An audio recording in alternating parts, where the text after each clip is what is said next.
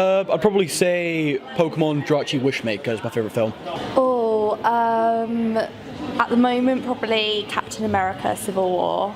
Pirates of the Caribbean. The Perks of Being a Wallflower. Geordie Shore. Indiana Jones. Pulp Fiction. Sequels, prequels, reboots and remasters. Why are filmmakers so obsessed with these films? Why do they choose old stories rather than new ones? Why do they make money? Do we like these films? Is it because of aliens? Does the government fund these projects to brainwash us? Why are we asking so many questions? It's because we need to know. We have travelled the length and breadth of Britain to find the answer. We have even dipped our toes in foreign lands. Later, we will be speaking to the voice actor James Arnold Taylor, The hit YouTubers Sneaky Zebra, and we'll be speaking to James, the ex-pre-owned game seller turned sweet shop entrepreneur from up the road. Will we find our answer? Or will we fail in our quest?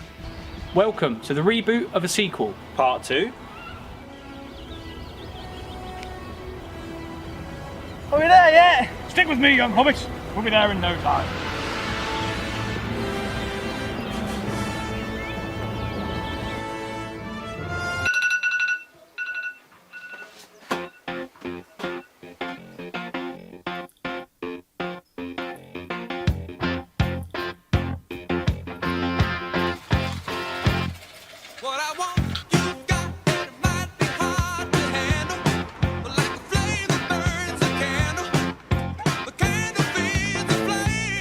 So I've got a list here of all upcoming films and games within the next few months. I just want to go through it and label which ones are sequels, remakes, all that sort of stuff. We have Finding Dory, another sequel. Halo Wars 2, another sequel. We have Warcraft movie that's based on a popular game franchise. We have Limbo for the Wii U being re-released. We have Independence Day Resurgence, another sequel after a long time. We have the BFG, that's a remake. We also have The Legend of Tarzan, another remake. We've got the Assassin's Creed movie based on another popular game franchise. Final Fantasy 15, another sequel. And we have Teenage Mutant Ninja Turtles, Revenge Out of the Shadows. I like that film. That's another sequel. How you doing then? Yeah, not too bad. Good timing actually. Here comes our bus. Cool, let's go.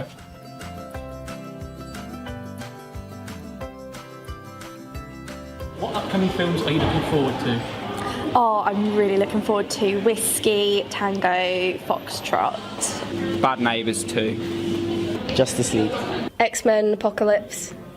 We are travelling to a popular high street pre-owned game seller. CEX, We will be speaking to Michael. a manager of one of these shops. We will be asking him some questions about his experiences on this industry's front line.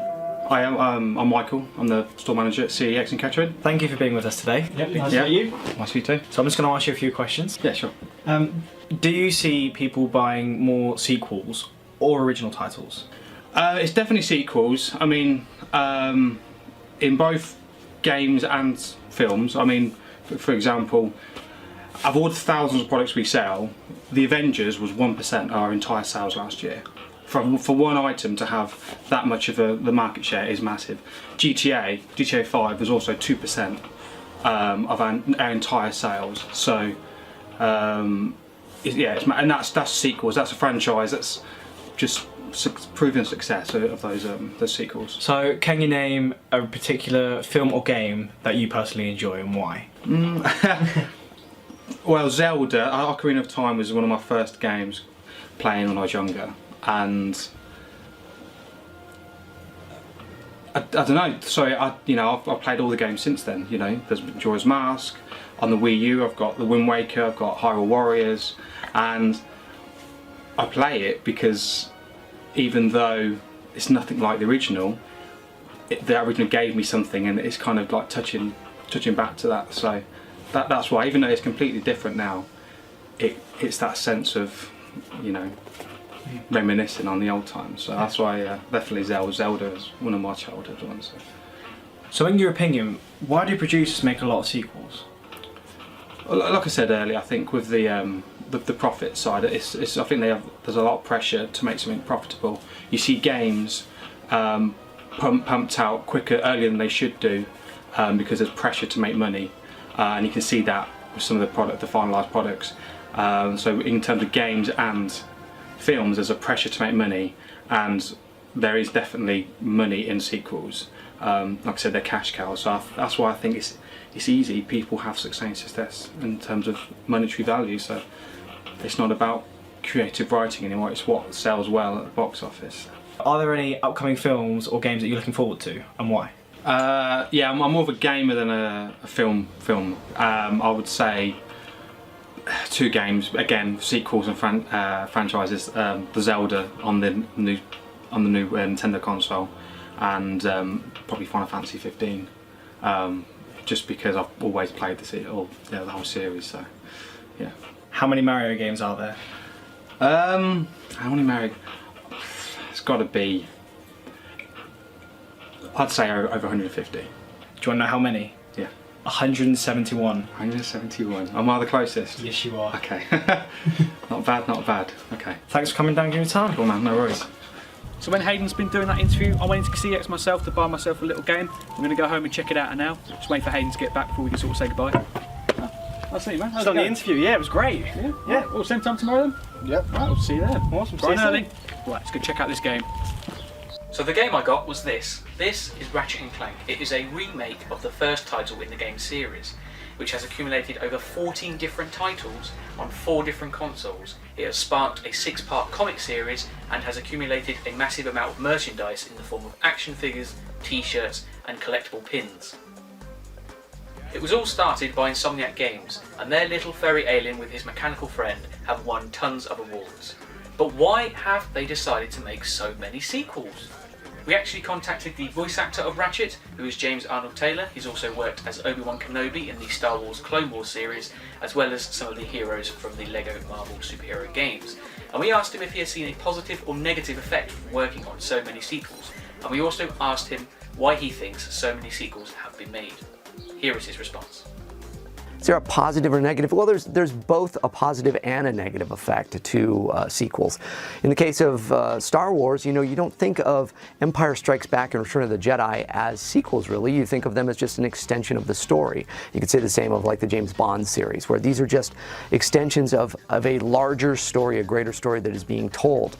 Now, in the case of video games, Ratchet and Clank, for example, if there was a sequel, it would just extend that story. It wouldn't probably rehash it. Sometimes sequels tend to get into that place of, well, you liked this in the first one, so we're going to do that same thing here.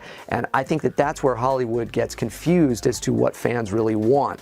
They do not want the same story regurgitated to them. They want an extension of what they're already finding and discovering in these characters. They want to hang out with these characters longer. So an effective sequel is one that doesn't feel like a sequel. An effective sequel is one that is its own movie. It stands alone. You look at The Godfather, the sequel to The Godfather, The Godfather 2, is a brilliant movie on its own. And the first film is brilliant on its own. We won't talk about the third.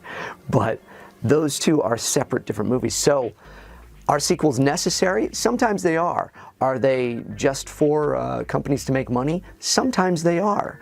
There is no one way to answer that and say, yes, they're good or they're bad. They're both. So I think me and Hayden are going to go and have to do some more interviews just to find some more answers. We're actually running a little bit late, but lucky for us, I know a shortcut. Why do you think companies make sequels to other films? Because they're profitable. I mean, if it works first time round, then it's more likely to work again and again. I think that's the reason for making so many sequels of so many different films and games. Cash in on the hype. Carry on the storyline. Well, obviously there's the money aspect of it as well, that they get to make money from it, but also I think it's to keep a regular fan base as well, and then they can sell stuff like, I don't know, posters to do with it or different stuff like that. A lot of it will be based on the revenue that comes in from the first film. Depending on how well they do, then they will consider making sequels or not. If it grosses over a certain amount, then you know what, the money's coming in, the money's good, might as well make more money. For money, and kind of to create a bigger story and make more stories in this whole universe. According to the map, it's just over there. Mischief managed.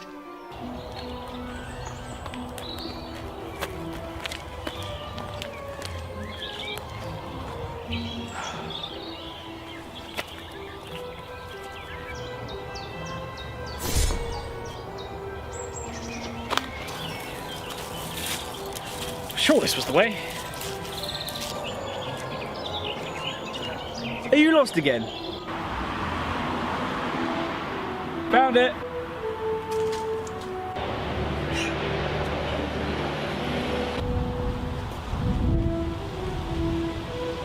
Here is James's sweet shop. He used to sell films and games before he wanted a sweeter life.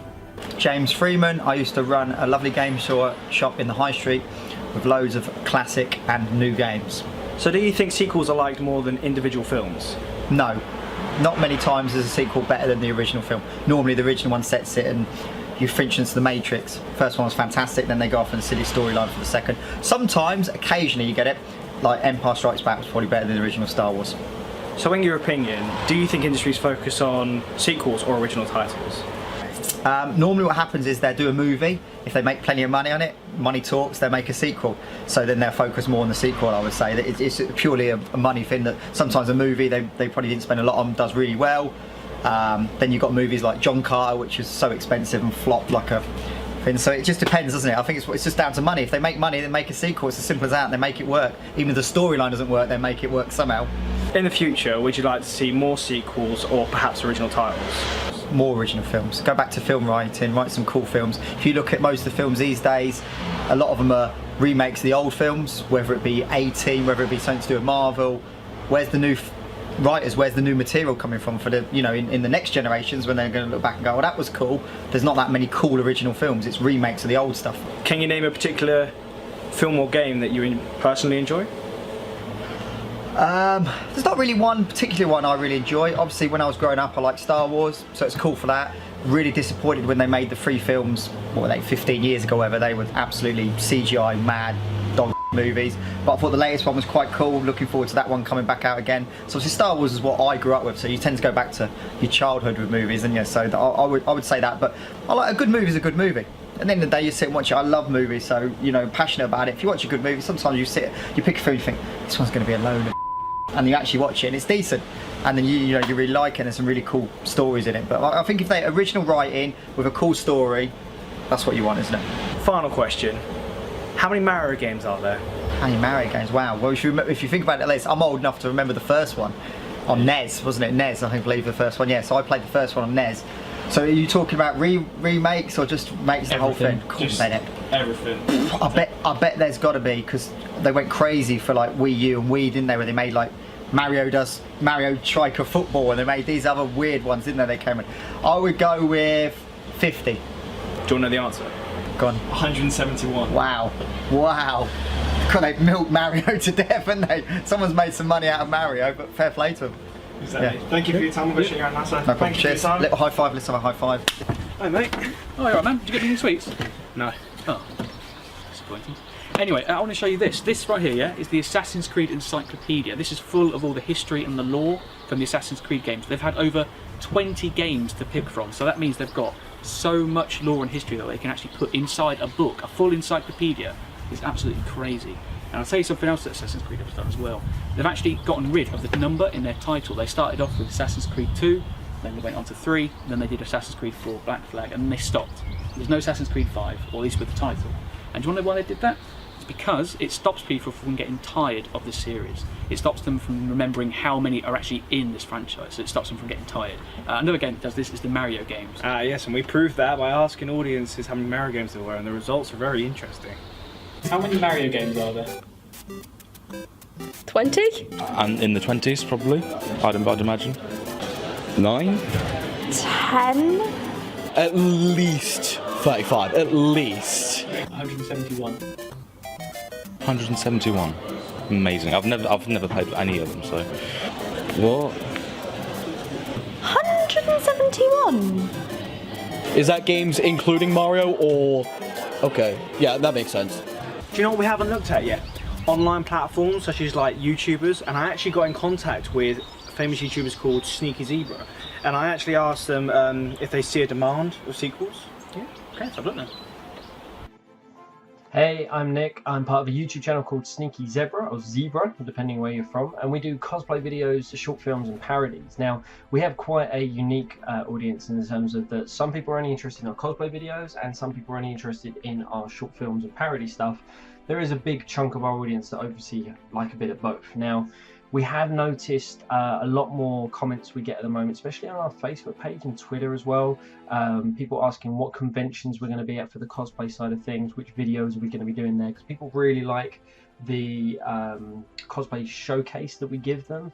from certain events. We do tend to notice a lot of those questions come from people of cons that they're going to. So, you know, we'll get a message from someone in Texas going, hey, you're going to be coming to, you know, this Comic-Con in Austin, or, you know, this Comic-Con here. It always seems to be the ones that they are actually going to. So I'm guessing most of the time that's because they want to try and be in the video as well. As for the short films, we do get asked about kind of sequels that we want to try and make. For example, we are actually making one at the moment called Prop Wars 2, which is a follow-up to Prop Wars, which was one of our most popular videos, and people seem to know us more in terms of our short side of things as well. So that's coming up next month, and we're really excited, and it's been quite nice. Our audience has been very much backing us and helping us out and saying, hey, look, you know, when are you guys releasing this? When are you going to be putting it out?